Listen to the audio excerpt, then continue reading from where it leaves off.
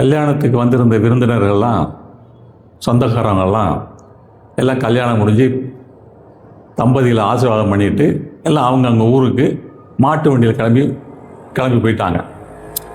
இப்போ நெருங்கி சொந்தக்காரங்க தான் அங்கே அந்த வீட்டில் இருக்காங்க.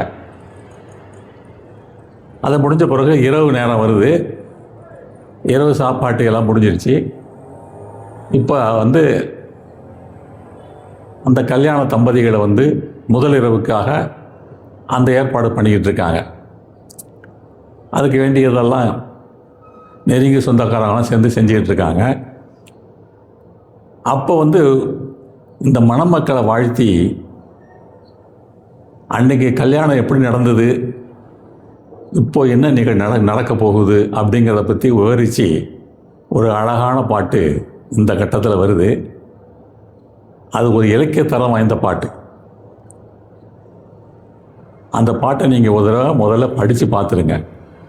பார்த்துட்டு கேட்டிங்கன்னா தான் அதை ரசிக்க முடியும். அந்த பாட்டில் எப்படி சொல்கிறாங்கன்னா,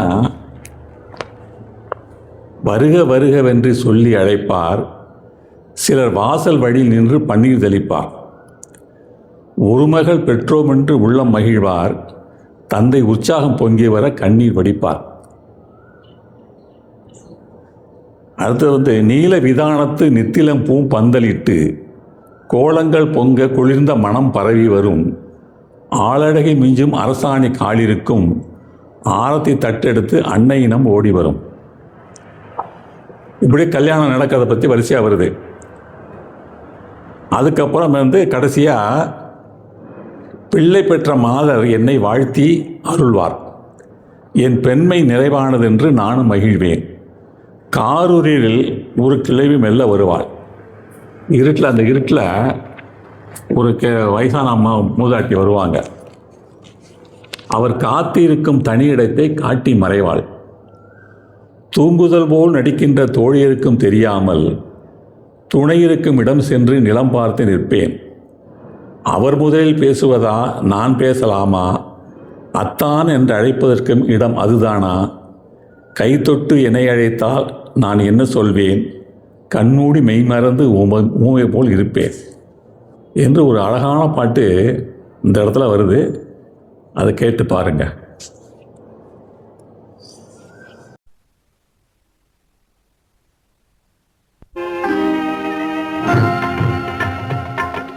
வருக வருகவென்று சொல்லி அழைப்பார், சிலர் வாசல் வழியில் நின்று கண்ணீர் தெளிப்பார், ஒரு மகள் பெற்றோம் என்று உள்ளம் மகிழ்வார், தந்தை உற்சாகம் பொங்கி வர கண்ணீர் வடிப்பார்.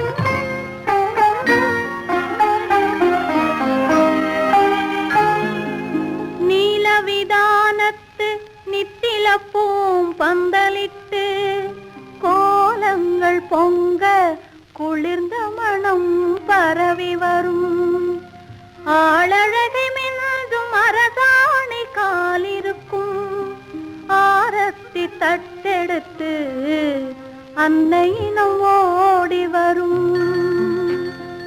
பெண்ணெங்கே எங்கே என்று குரல் கேட்கும், கூந்தல் பின்னலிடும் தோழியின் கை துடி துடிக்கும், கண்ணிரண்டும் கால் பார்க்கும் தலை குனியும்,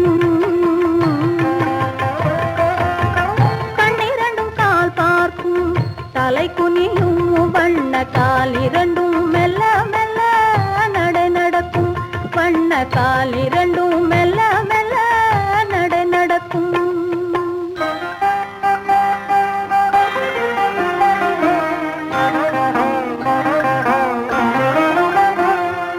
கை நிறைய மலரெடுத்து மாதர் மழை பொழிவார், கனகமணி சரம் எடுத்து அவர் கையில் தருவார், கொட்டுங்கள் மேளம் என குரல் ஒன்று கேட்கும்,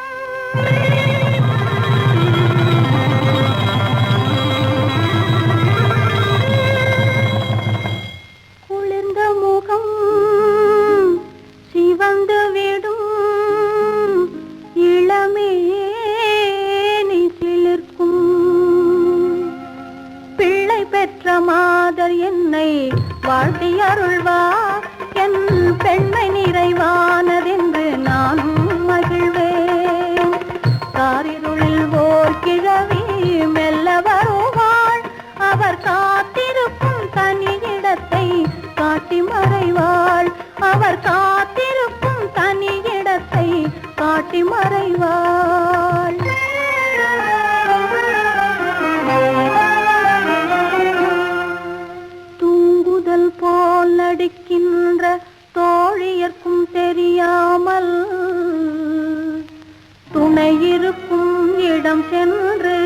முகம் பார்த்து நிற்பேன். அவர் முதலில் பேசுவதா நான் பேசலாமா? அத்தான் என்று அழைப்பதற்கும் இடம் அதுதானா? கை தொட்டு என்னை அழைத்தால் நான் என்ன சொல்வேன்? கண்